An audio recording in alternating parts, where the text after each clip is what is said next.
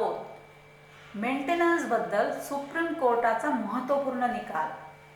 म्हणजेच सुप्रीम कोर्टाने असे म्हटलेले आहे की हवे तर मजुरी करा पण पोटगी द्यावीच लागेल, म्हणजेच मेंटेनन्स द्यावाच लागेल, असा माननीय सुप्रीम कोर्टाचा महत्त्वपूर्ण निकाल आहे. फ्रेंड्स, व्हिडिओ पूर्ण बघा, लाईक कमेंट शेअर करा आणि सबस्क्राईब करायला अजिबात विसरू नका. तर चला पाहूया आपण काय निर्णय आहे. जर पती शारीरिकदृष्ट्या सक्षम असल्यास त्याने वेगळी राहणारी पत्नी व अल्पवयीन मुलांच्या उदरनिर्वाहासाठी म्हणजेच त्यांच्या पालनपोषणासाठी प्रसंगी मजुरी करून पैसे कमवावेत. आता CRPCच्या मीन्स क्रिमिनल प्रोसिजर कोडच्या सेक्शन 125 नुसार उदरनिर्वाह भत्त्याची तरतूद म्हणजेच मेंटेनन्सची तरतूद आहे, सामाजिक न्यायासाठी आहे. याला विशेष करून महिला व बालकांच्या संरक्षणासाठी कायद्याचे रूप दिले आहे.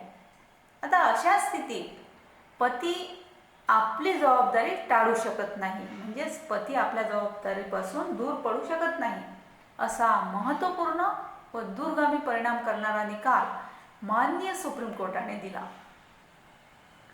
आता व्यवसाय बंद झाल्याने उत्पन्नाचा स्रोत राहिला नाही, त्यामुळे वेगळी राहणारी पत्नी व अल्पवयीन मुलाला उदरनिर्वाह भत्ता देऊ शकत नाही, म्हणजेच त्यांच्या अल्पवयीन मुलाला व पत्नीला मेंटेनन्स देऊ शकत नाही, असा युक्तिवाद पतीने केला होता.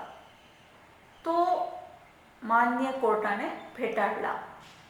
न्यायमूर्ती यांच्या पीठाने म्हटले की पती शारीरिकदृष्ट्या सक्षम आहे, त्यामुळे योग्य पद्धतीने पैसे कमावून त्याला पत्नी मुलांच्या उदरनिर्वाहाची म्हणजेच त्यांच्या पालनपोषणाची जबाबदारी पार पाडावी लागेल. पोटगीची मागणी नाकारणाऱ्या फॅमिली कोर्टावरही माननीय सुप्रीम कोर्टाने ताशेरे ओढले. आता वस्तुस्थिती व त्यामागील कारणे समजण्यात फॅमिली कोर्ट अपयशी ठरली.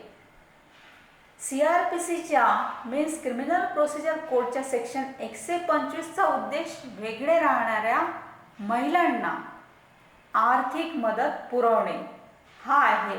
म्हणजेच CRPCचा सेक्शन 125चा उद्देश आहे की वेगळे राहणाऱ्या महिलांना आर्थिक मदत पुरवणे, असे कोर्टाने स्पष्ट केले.